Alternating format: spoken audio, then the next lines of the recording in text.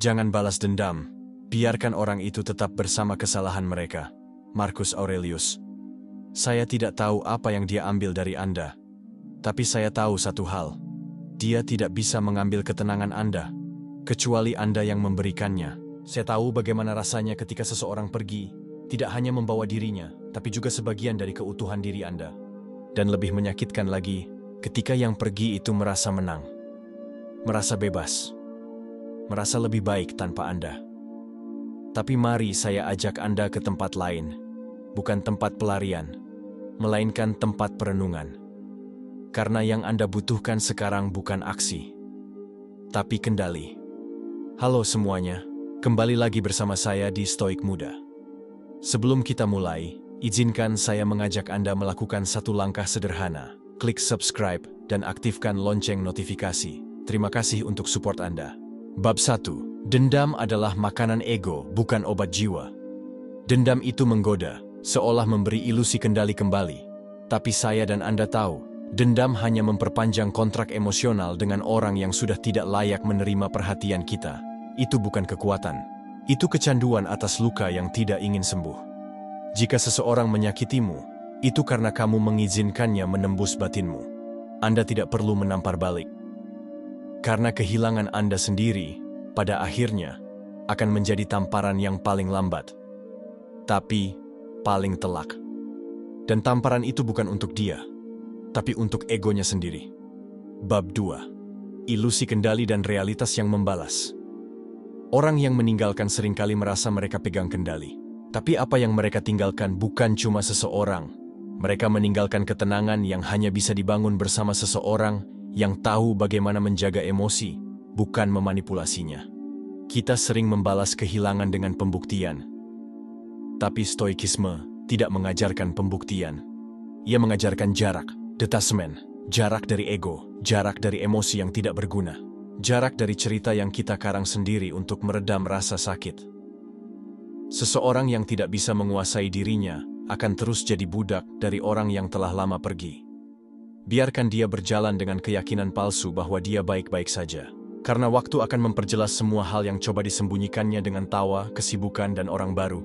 Bab 3. Penguasaan diri adalah balasan paling sunyi, tapi paling keras. Saat Anda tidak bereaksi, dunia menjadi saksi. Reaksi Anda adalah validasi bagi orang yang tak pantas. Tapi diam Anda adalah tembok. Dan tembok tidak bisa dipanjat oleh siapapun yang kehilangan kredibilitas emosional. Jangan bicara. Jangan kirim pesan panjang, jangan jelaskan. Karena yang ingin dijelaskan, seringkali justru sedang mencoba menyangkal rasa sakitnya sendiri. Zeno dari Citium, pendiri stoikisme, percaya bahwa kebahagiaan bukan datang dari mendapatkan hal yang kita inginkan, tapi dari tidak terguncangnya hati saat kita kehilangannya. Jadi saat orang itu pergi, jangan lihat itu sebagai kekalahan. Lihat itu sebagai kesempatan. Anda tidak lagi harus menyembuhkan seseorang yang tidak ingin sembuh. Anda bisa mulai menyembuhkan diri sendiri. Bab 4. Biarkan waktu menampar tanpa tangan Anda. Waktu bukan sekadar berjalan. Ia bekerja. Dalam diam.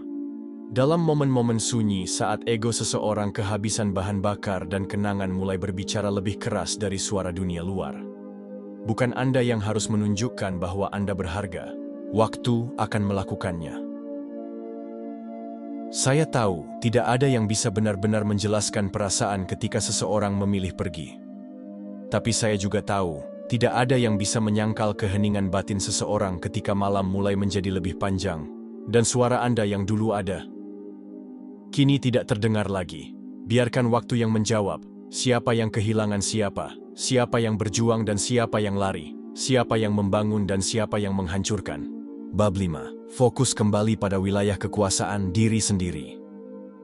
Kita terlalu sering mengejar perubahan pada orang lain, padahal stoikisme mengajarkan bahwa satu-satunya hal yang bisa kita kendalikan hanyalah diri kita sendiri. Pikiran kita, reaksi kita, proyeksi kita terhadap masa depan. Kebijaksanaan terbesar adalah mengenal batas-batas kekuasaan diri sendiri. Jadi tanya diri Anda sekarang. Apakah Anda masih ingin membuktikan sesuatu pada orang yang bahkan tak bisa jujur pada perasaannya sendiri? Atau Anda ingin membangun kehidupan yang bahkan tidak bisa dibayangkan oleh orang yang meninggalkan Anda? Bekerjalah dalam diam. Biarkan pencapaian Anda, ketenangan Anda, kualitas hidup Anda yang baru, berbicara dengan bahasa yang lebih keras dari kalimat balas dendam. Mari kita akhiri dengan kejujuran. Dia mungkin tidak sadar apa yang dia tinggalkan sekarang. Tapi pada akhirnya, semua orang duduk di hadapan diri mereka sendiri. Dan di saat itu, mereka akan sadar. Yang mereka tinggalkan bukan hanya seseorang, tapi kesempatan untuk menjadi versi terbaik dari diri mereka. Dan Anda tidak harus menoleh ke belakang, karena Anda sudah menang.